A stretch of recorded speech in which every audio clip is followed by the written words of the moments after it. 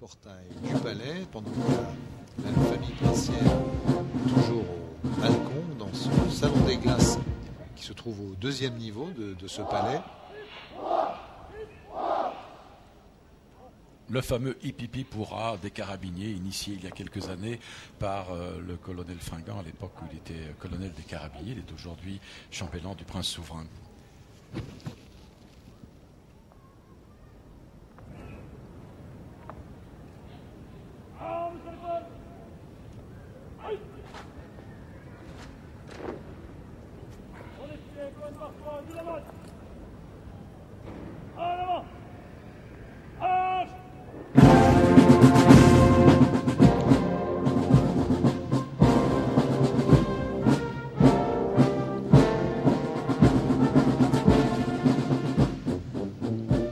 Pendant que la fanfare des carabiniers et les carabiniers eux-mêmes vont maintenant quitter la place du palais sous les applaudissements du prince souverain, on va peut-être retrouver Christine Datomel qui est sur la place du palais, que je vois, qui ne m'entend pas pour l'instant. On la retrouvera tout à l'heure, dans quelques instants.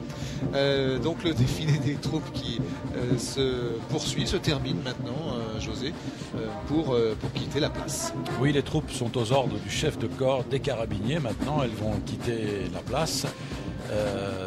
Elles vont dégager la place par la rue Colonel Belando de Castro, et il faut remarquer que le défilé s'est déroulé dans le sens inverse par rapport aux autres années. Tout à fait, avec la volonté de rendre le plus spectaculaire possible, le plus visible si possible, le plus confortable pour les spectateurs, ce défilé et cette prise d'armes. Christinda, donc en ligne sur la place du Palais.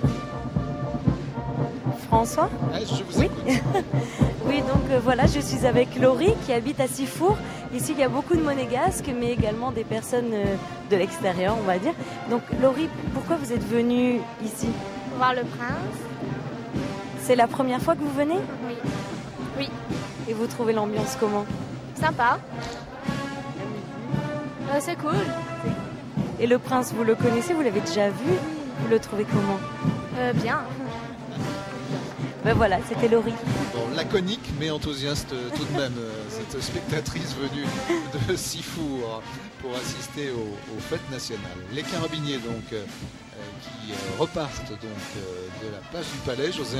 Et ceux qui aiment la musique de film reconnaîtront peut-être cette musique interprétée par la fanfare des carabiniers. Il s'agit de la marche de défilé inspirée d'une musique composée par le grand jazzman français Claude Bolling pour le film Le Mur de l'Atlantique, avec notamment Bourvil, que vous avez tous vu bien sûr.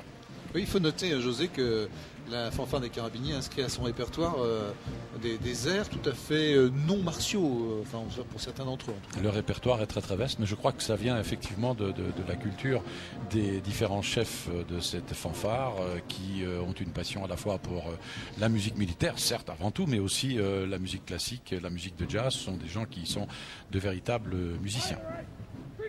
Claude, vous êtes un jeune homme, mais vous avez des souvenirs d'enfance tout de même.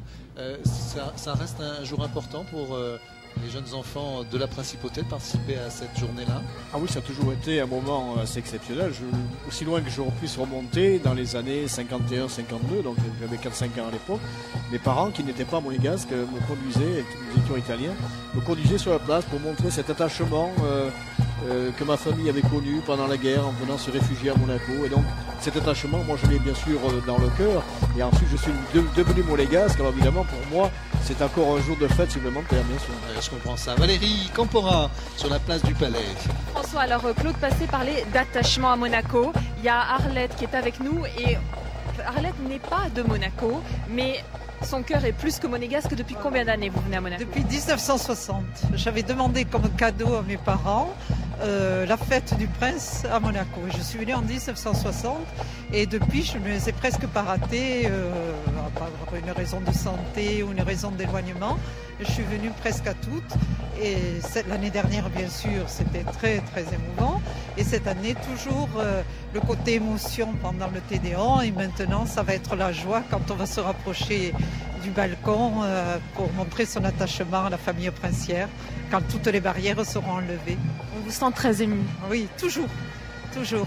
Et j'aurais été vraiment très triste de ne pas être ici ce jour-là. Merci beaucoup Arlette. Merci Valérie, effectivement beaucoup de ferveur, beaucoup d'attachement, beaucoup de témoins de cette cérémonie. Il faut mesurer cet enthousiasme et cette affection qu'expriment beaucoup de personnes qui viennent ici en principauté, qui ne sont pas forcément d'ailleurs de la principauté, mais qui conservent un lien particulier. Oui, une ferveur, une affection, une émotion qu'on ressent ici sur cette place du Palais dans ces moments, des moments rares, des moments uniques qui peut-être font des envieux ailleurs. Sûrement, en tout cas c'est ce qui fait le caractère assez original et assez unique, si particulier de ce petit pays, la principauté de Monaco. Alors des kilts, des cornemuses et des danseuses qui n'ont pas beaucoup dansé, mais elles étaient là, c'était l'essentiel. Elles ont figuré, on va dire. Oui, voilà. Donc Pipes and Drums qui quitte la place du Palais, toujours un beau succès, très applaudi, avec beaucoup d'affichage, beaucoup de spectaculaire dans la façon d'apparaître sur cette place du Palais. Je vous le disais, il y a du vent, et tant mieux parce que c'est le vent qui a chassé les nuages ce matin, qui étaient encore accrochés aux montagnes qui environnent la principauté, qui vont de la Turbie à Roquebrune jusqu'à Cap d'Aille. Ces montagnes étaient tout à l'heure comme entourées par les nuages gris et qui sont partis avec ce coup de vent d'ouest qui fait flotter l'étendard du prince au-dessus du palais. Oui, un étendard qui existe comme tel depuis le XVIIe siècle, puisque le prince Honoré II a créé cet étendard blanc, non frappé aux armoiries des Grimaldi. Et depuis le prince Charles III, évidemment, il est frappé non plus de l'ordre de la Toison d'Or espagnole, mais de l'ordre de Saint-Charles. Qui sont ces personnes avec ces grandes capes blanches, Claude ? Si je distingue bien, les chevaliers de l'ordre de Malte. Oui. Tout à fait. Les chevaliers de l'ordre de Malte qui sont là aussi parmi les personnalités et qui se trouvent réunis sur la place du Palais pour participer à ce moment tout à fait traditionnel de la fête nationale monégasque, qui est le moment où la foule peut enfin se rapprocher et saluer le prince au balcon. C'est le moment, je crois, qui est le plus attendu par les Monégasques et les résidents, je pense. Tout à fait. Avec des drapeaux rouges et blancs. Est-ce qu'on peut dire un mot sur la symbolique de ces couleurs nationales, Claude Passet ? Alors le rouge et le blanc sont les couleurs des Grimaldi de Gênes depuis aussi loin que l'on puisse remonter au Moyen-Âge. On a dit aussi que le rouge symbolisait le sang de Saint-Dévote. Bon, c'est une très belle légende, mais ce rouge et ce blanc se retrouvent dans toute l'histoire des Grimaldi. C'est ce qu'on appelle le fuselé de gueule et d'argent, et que toutes les branches des Grimaldi, aussi bien de Caille et d'Antibes, de Beuil, ont gardé jusqu'à leur extinction. On a vu à l'image, José, on a vu le président Stéphane Valéry, président du Conseil national, un certain nombre d'élus qui sont présents dans la foule. On voit aussi André Mulberger, dont je vous parlais tout à l'heure, qui est le directeur de la Sûreté publique, qui participe à ces festivités. Et le hurrah qui célèbre, qui vient en quelque sorte scander cette fête nationale, avec dans la foule Chrisinda Tomel, qui est avec une monégasque peut-être ? Oui François, je suis avec Jocelyne Bertrand, qui est une monégasque. C'est une journée importante aujourd'hui. C'était important pour vous de venir ? Bien sûr, c'est notre fête à tous, parce que c'est la fête de notre souverain. Donc pour nous, c'est quelque chose de très important. D'abord parce que c'est naturellement notre souverain, mais aussi parce qu'on aime bien venir là, on profite. Et puis il faut dire la vérité, c'est que notre souverain a toujours, que ce soit lui ou le prince régnier, a toujours tout partagé avec nous. Alors c'est normal que nous partagions avec eux, que ce soit lui ou que ce soit son regretté père, malheureusement. Mais bon, lui il est aussi aimé que son père, et on espère quand même avoir longue vie. Voilà un prince souverain aimé de tous et qui le rend bien apparemment. Merci Chrisinda. Voilà ces images attendues de chaleur et d'affection, bien partagées par la foule immense réunie aujourd'hui sur la place du Palais. Beaucoup de monde pour assister à ces cérémonies, à cette prise d'armes. Il y a beaucoup de drapeaux qui se dressent, beaucoup de bravos, beaucoup de vivas et beaucoup d'affection au final pour le prince et sa famille.